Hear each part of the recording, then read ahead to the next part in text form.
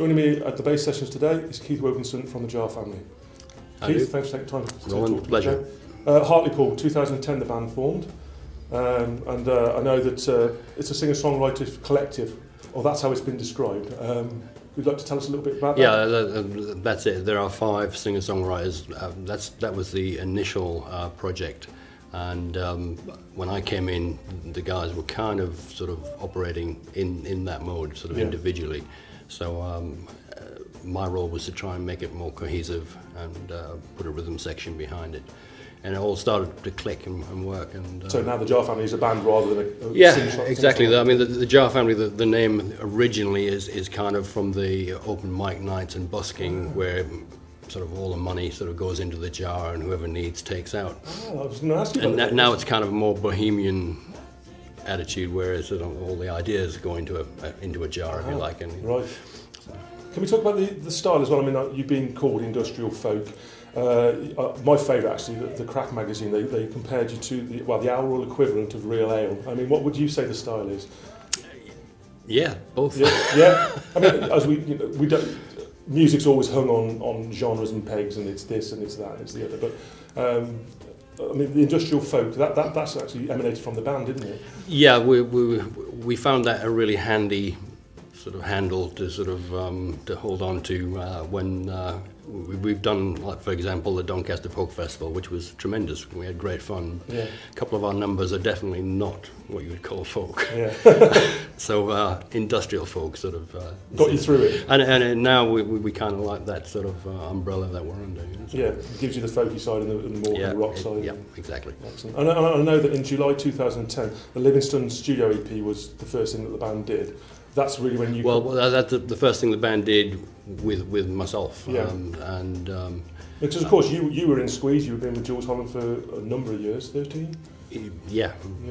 Till about 95, 96, yeah. So you took a break from music and came back? Yeah, I did indeed. And I had been doing a few sort of lightweight musical projects, if you like. This came along, and it was just my wife, sort of, who's part of the management team, asked me to sort of take a look and see what I could do to help. And we got on so well because we're all Geordies, basically. Yeah. And I know Squeeze is a South East London band, but they did have a token Geordie. Yeah, that's right. So we got on really well, and we went into the studio, did 5 tracks there. It's kind of a more unplugged than the album is, the first album. We have the second album in the can, which is due for release, hopefully in December. But yeah, that first EP is kind of unplugged. Yeah. I mean, the debut single was Poolish Strut, wasn't it? August 2011.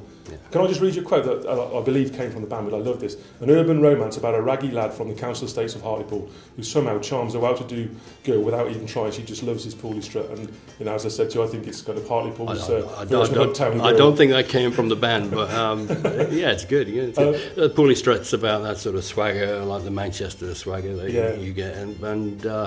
Yeah, it was adopted by Hartlepool United Football. Yeah, I was going to say. Yeah, the football club. Tell us the story about Hartlepool United playing. Well, they started playing it before every game, and which was great to start with because they won the first 12 matches last season and made us look really good, like we were a good talisman. But and they started to lose everything, you know, as per normal. But I know it was the most requested song on Hartlepool Radio Hartlepool. Yeah, when we play in Hartlepool, it is like being in the Beatles. You know, they just go ballistic. You know, they're a fantastic crowd. And I mean, I've seen the video for the single, and it's really kind of inclusive of everybody from the city. People are singing the words, and they do. They do know all the words to the songs, and they sing them en masse back. This is fantastic. You know, we're halfway through 2012. The first single's been out. The first EP has been out for 2 years, and yet everybody. I mean, I know there's a real buzz happening in music circles, but there seems to be a real buzz in Hartlepool of the hometown boys done good kind of thing. You know, doing very well. That's exactly it. Yeah. There are 2 or 3 songs on that first EP that are on the album. So re-recorded, obviously, but I mean, they have been sort of people in Hartlepool have just sort of absorbed all of the stuff that we've thrown at them and throw it right back at us. Fantastic. And then there's the second single, In for a Penny, was out November 2011. Yeah. And I know that through 2012, I mean, all the way through the spring and what we laughingly call the summer, you've been kind of out there busy. And how have those shows been going? Yeah, we've been doing a lot of festivals, sampling a lot of mud.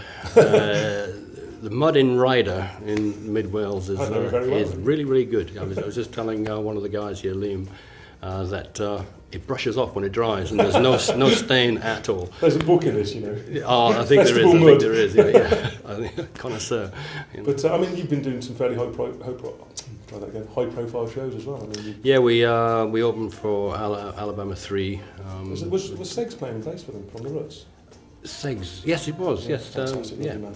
Yeah. He I was trying to remember his name. They were a great bunch of guys, you know, and Aurora, obviously not a guy, but just a great band and really sort of helpful to us and afforded us as much time as we needed for sound checks, because the band hadn't actually ever played on a big stage before. Bit daunting, but yourself. Well, it sounds so different, you know, and it can be it can throw sort of a novice. I think also, do you think the dynamics as well? If you're on a big stage, when you're kind of in a pub in a corner, that you're all together and you can kind of communicate. It's a lot more difficult when it's a big stage and guitarists over here, bass players over here. Yeah, and sounds go missing, and so the dynamic on stage can be sort of a bit weird. Yeah. But the guys were just tremendous. They just took to it like water, you know, like ducks to water. I should just say that if you want to check out anything about the band at all, the website is thejarfamily.com, or just Google the band and go to Facebook and take a few likes, and that'll help no end. Fantastic. Thanks for taking the time, Keith, to talk to us. Pleasure, absolute pleasure.